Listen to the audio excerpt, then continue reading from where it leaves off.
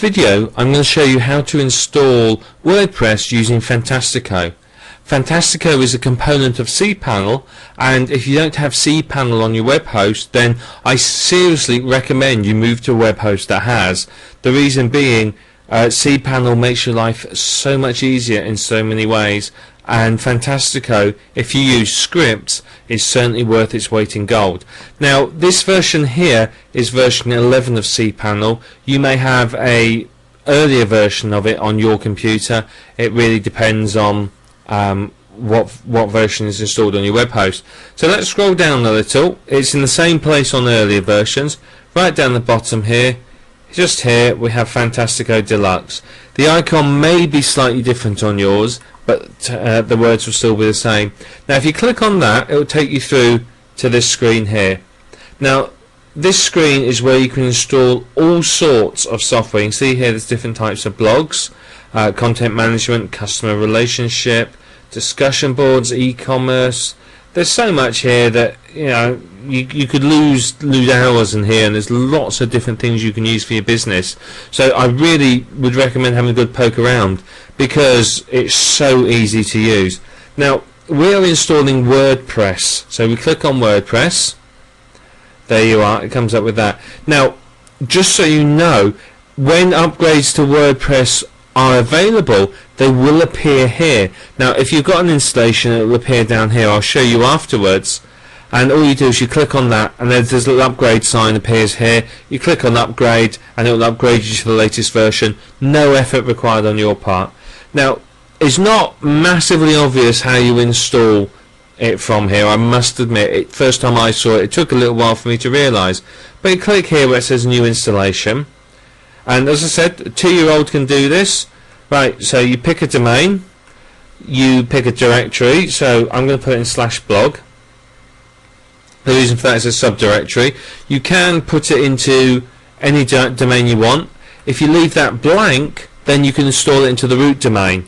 What I tend to do personally is, even if I'm installing a blog only WordPress onto a website, I still tend to put it in /blog or /content or into a subdirectory, and then I put a htaccess redirect into the root.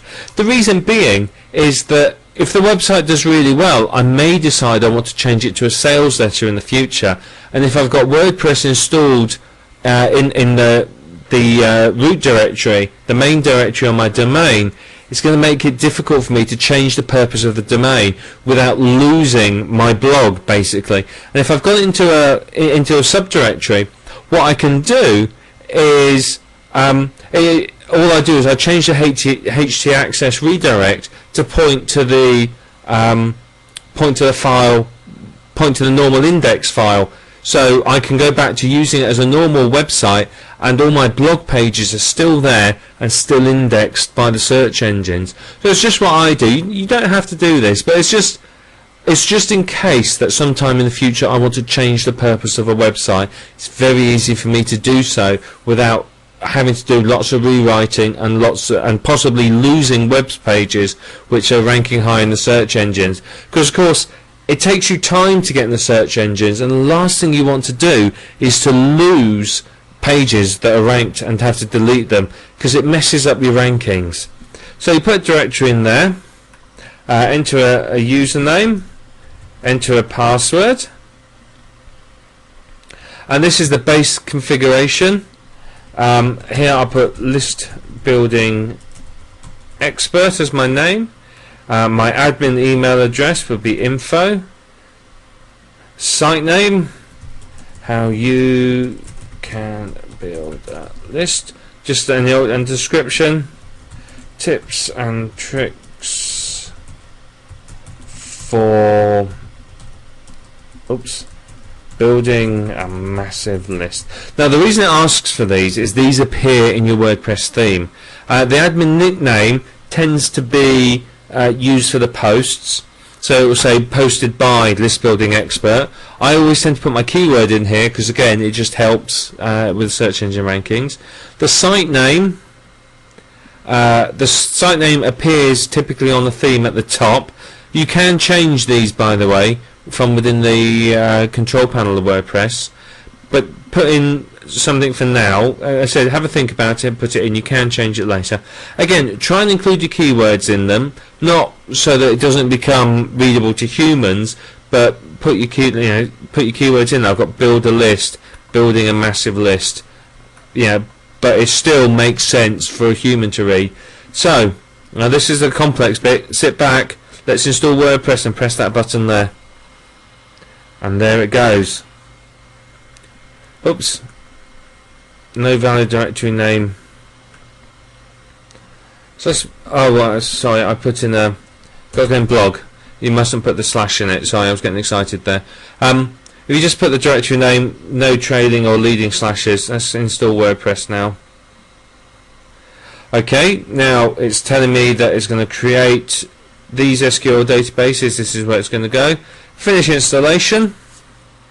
You see, even I can't install WordPress correctly first time. And there you are. It says it's done. It's installed. What I would recommend that you do is you put your email address in there. How to build a...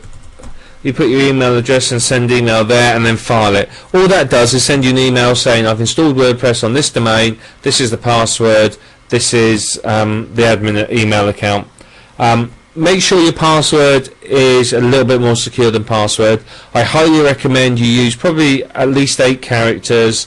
Make sure there's at least 1 capital and at least 1 number. The reason being is WordPress is a popular application. People will try to hack it and get in there. It may happen to you, it may not. I've had WordPress blogs taken over by people in the past, so just make sure your password's secure. So that's the reason. Just send your email to you and file it, and this is how you log into it. Build your website / where you installed it / wp-admin. That's all you do. Let me just copy and paste that into my browser bar.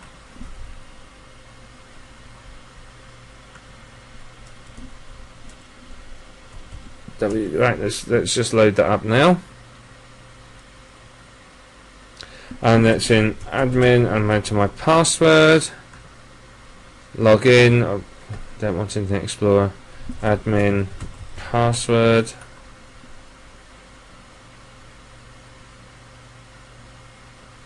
That's going a bit slow today. There you are, I've logged in. So that's all you need to do, and that's as easy as it is to install WordPress. I can even visit my site now. There you are, there's my blog. Doesn't look pretty, does it? But that's not a problem, as we are going to be talking about how to change these themes, edit it and make it look really, really good. But that's in another video. But now you know how to install WordPress simply from Fantastico and cPanel. It's dead easy, isn't it? Anybody can do it.